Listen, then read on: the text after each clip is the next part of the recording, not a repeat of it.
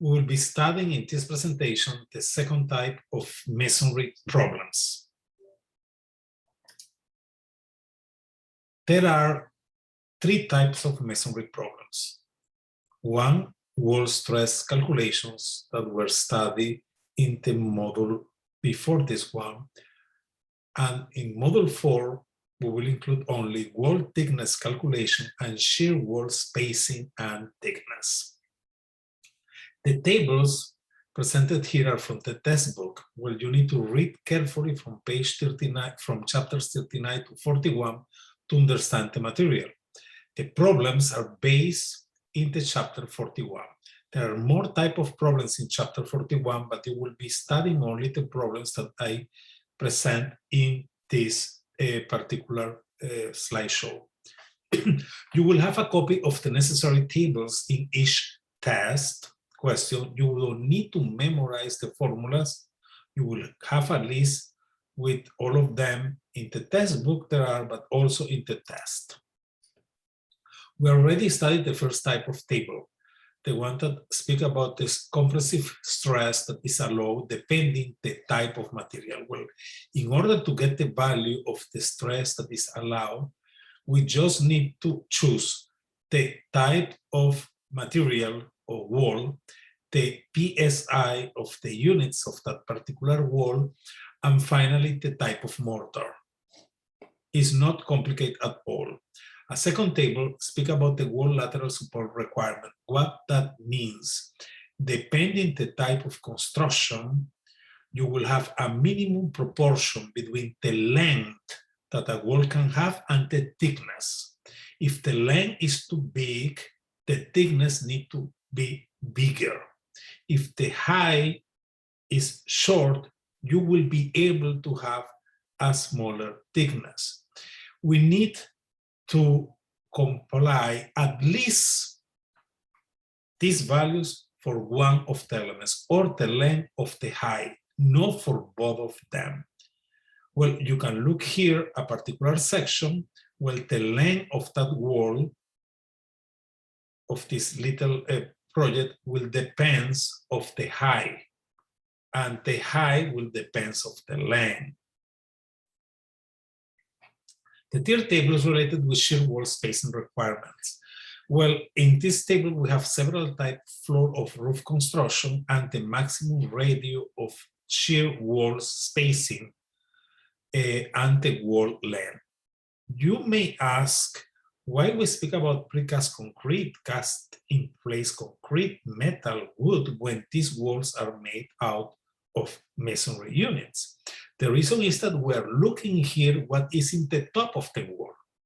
This is a wall that is a bearing wall that is supporting something, and depends of what is supporting a floor system or roof system of a specific material will have a radius of the spacing between the shear walls. That radius will be smaller when we speak about supporting a good diaphragm that is not that heavy than when we speak about cast in place concrete that can be much heavier.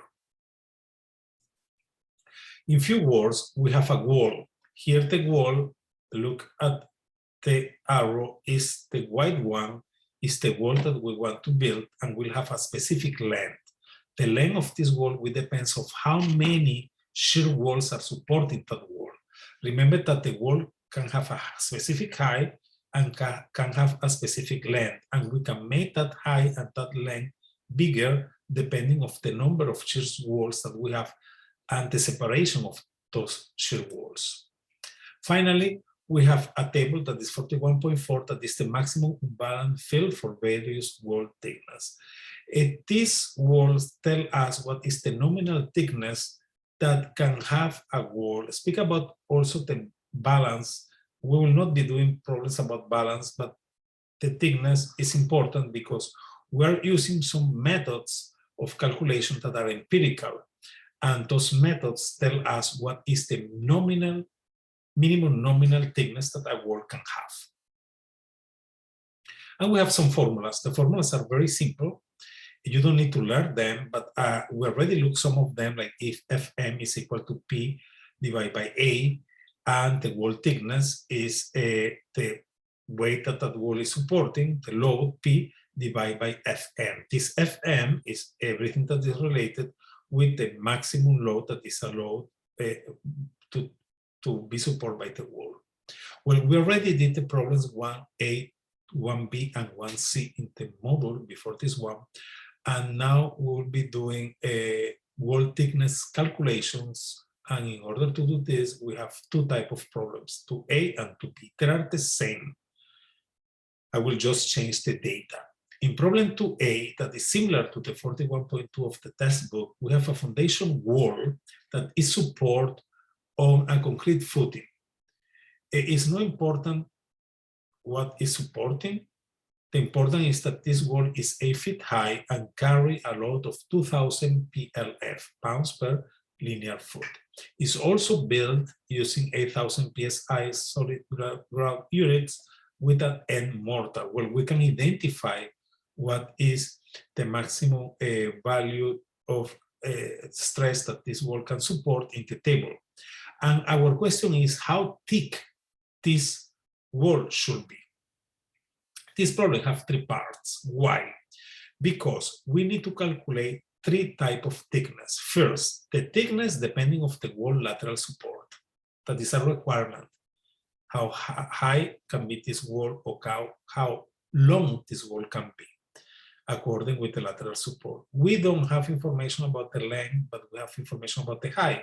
Well, we need to do that calculation. Second, we need to calculate the thickness of the wall according with the load and the material that is supporting the load.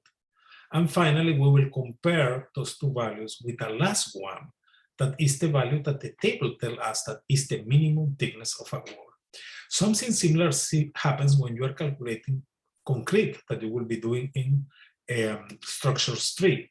You will calculate the type of dimensions that, for example, a column can have, but after you need to compare with the books because they will tell you at the tables, that will tell you what is the minimum dimension. For example, in concrete, usually there is a minimum dimension of 8 by 8 inches or 10 by 10 inches, depending of the country of the dimension of a particular column, even if the structure can be supported by a column that is smaller, is necessary to use the minimum dimension. Here is the same. Well, let's start with the first part. For the first part, we have a wall that have 8 feet high, has particular load, is made with a particular material, solid bearing wall masonry clay unit. The units have a particular PSI of 8,000 and a mortar M. Well, how thick this wall should be. Let's go with the first thickness that we will be calculating, that is the lateral support. For this, we go to the table 41.2 and we look the proportions.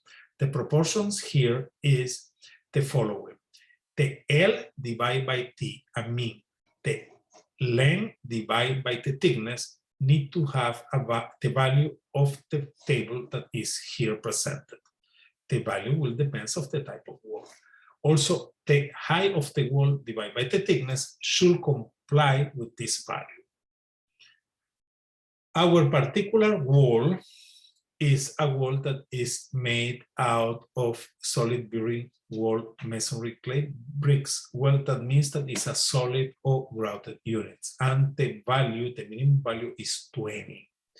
We don't have the length of the wall, we have the height. Well, we need to comply with the first formula.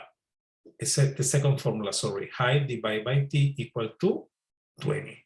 Well, we take out from the formula T, that is the thickness is what we need, and thickness will be equal to H divided by the table value. Well, the height is 8, the table value is 20, we divide 8 by 20. However, 8 is in feet, and we are speaking about inches for the thickness. Well, we want to multiply 8 by 12 and divide by 20. And our value is 4.8 inches. That is the first step. Second step, we will do the same, calculate the thickness, but now we will use the formula total value to be calculated, that is the thickness, is equal to P, that is the load, divided by the value Fm, that is the compressive stress that is allowed. Well, when we look at our particular material, the compressive stress is 350, and our elements is 8,000. We will divide 3,000 divided by 350. We need to multiply 350 by 12, and that will be 0.71 inches. Well, we have a value of 0.71 inches, and we have before a value of 4.1 inches. Therefore, the value that we calculate in the first part is the one that we will be using, because that value, let me show you here, that was 4.8 inches, is bigger than the value of 0.71. Well, till now, our wall is supposed to have 4.8 inches. But we have one last one. We need to go in the table, look the type of material that we have, and there are only two types: masonry of solid units or masonry of hollow units that are ungrounded. And in this case, we will take the smaller values, that is 8. And a wall cannot be smaller than 8 according with this table. Well, because we got 4.8 and we got 0 point something, the value that we need to use is 8, and that's it. We finish with the first type of problems. Well, I will be showing you a second problem similar, and this problem is like the 41.2 of the textbook, and you can see more explanation of this problem in the problem that I just did.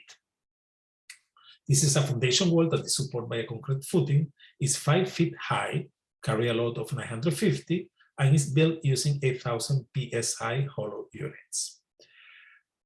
A mortar is N-type. How thick should the wall be? Solution, first part, H divided by T. The height of the wall divided by the value that we have here. We take out from the equation the thickness, and the value that we will need in this case is 18, because it's not solid masonry units, it's hollow. Well, it's all other units. Well, we divide 5 multiplied by 12 again, because we want inches, divide by 18, and the value is 3.33 inches. Finish with number 1. Number 2, let's look the material. For this one, we will have a load, we will have a T value, a thickness that will be equal to the load divided by Fm. What is the Fm of this material? We need to look at the table, but the force that is supporting the load is 950 psi. Well, we look at the table, and we have here a material that is hollow low bearing units is 8,000, I mean more than 2,000 psi, and the mortar is N, that value is 120. Well, we go back to our formula and we substitute 950 divide 120, and we will multiply again by 12. Well, according with this requirement, our wall need to be 0.7 inches. We already know that the wall need to be 3.33 inches. We can eliminate the material isn't important anymore. What is important until now is the particular wall lateral support. But we have a last one to do. We need to look at the final table and look what is the minimum. We already looked at the table. We know that the minimum is 8, is here. Any type of wall, the minimum is 8. That means that wall need to be at least 8 inches. That's it. We finish with the first type of problems. Second type of problems is related with shear wall spacing and thickness. That will be the problems from 3A to 3E. They are very simple. The first part especially is very simple. First, we will be doing problems that are similar to the 41.3 of the textbook. This type of problems, instead of 3 parts, have 2 parts. Well, the 3 first problems will be related with the first part. And the second part of the problems, problem D and E, will have the first part together with the second part. Well, let's start.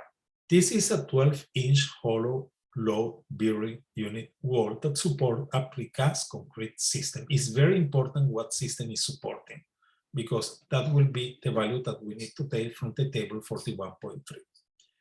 The question is, at what spacing should the shear walls be placed if the shear walls are 20 feet long?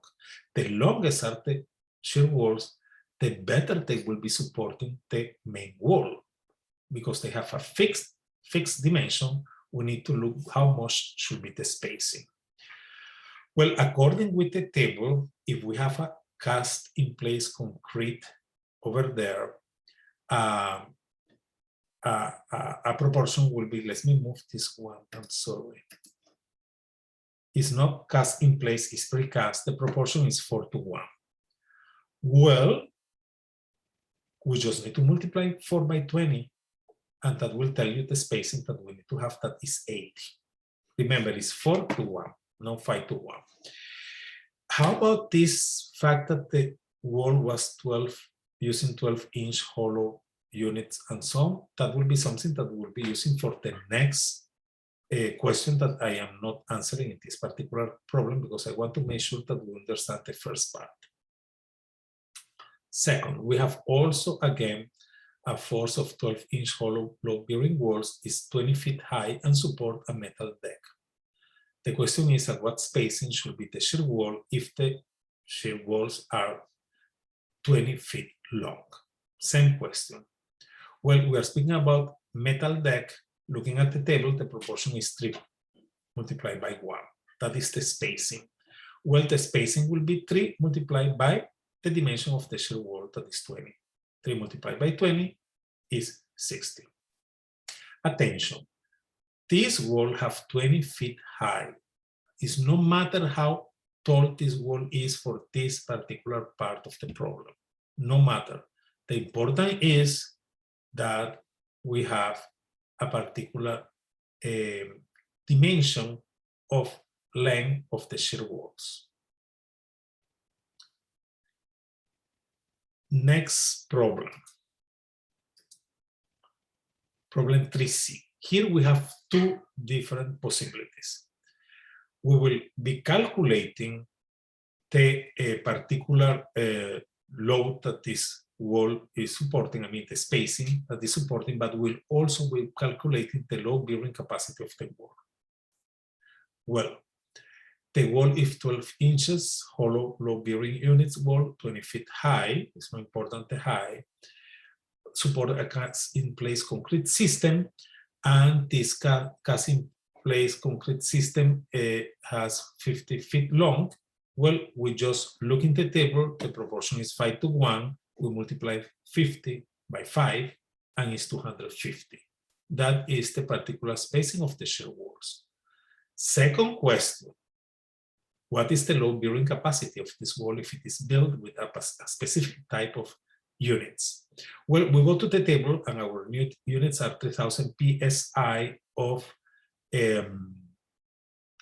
hollow load-bearing walls. Remember, cast-in-place concrete is what is supporting. Our walls cannot be made out of cast-in-place concrete because this would be a calculation of concrete, not a calculation of masonry.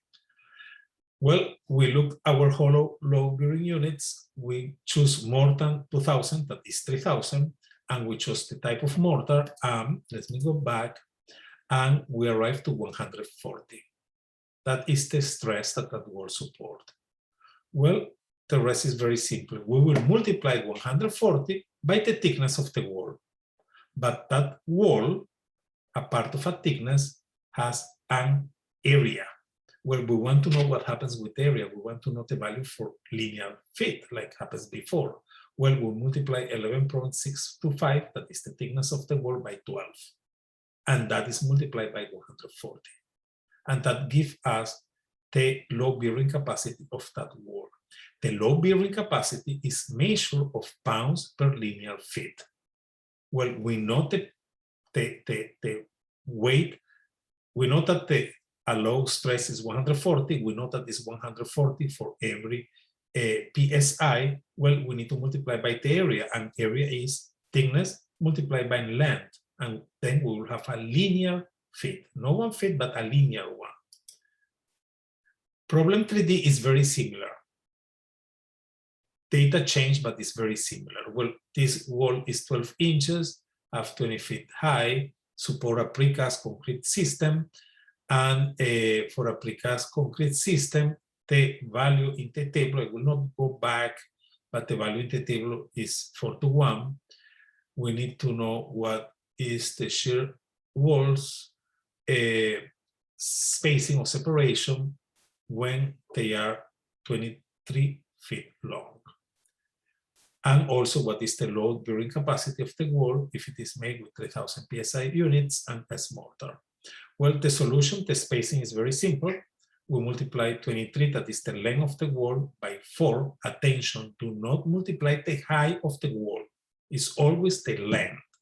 The length multiplied by 4. Thereafter, we calculate the stress that is allowed in the table. We just look at, and according with our, let me go back, according with this ground masonry is 4,500 is the value, because it's more than 2,500, is 3,000. Well, we need to go up. And the mortar is S. Well, we need to go with the first value of 225. Well, we multiply 225 by the thickness of the wall that happens to be the same, 11.625. And again, we need to multiply by 12 in order to have area. Well, this particular value that we want is the pounds per linear foot that the wall can support. And that is all. Finally, we have a problem number 3. I would like this problem number 3 to do by yourself, please. I calculate what is the spacing. I would like you guys to calculate what is the load bearing capacity of this material. And this concludes all the masonry problems that we will need to be calculating this semester.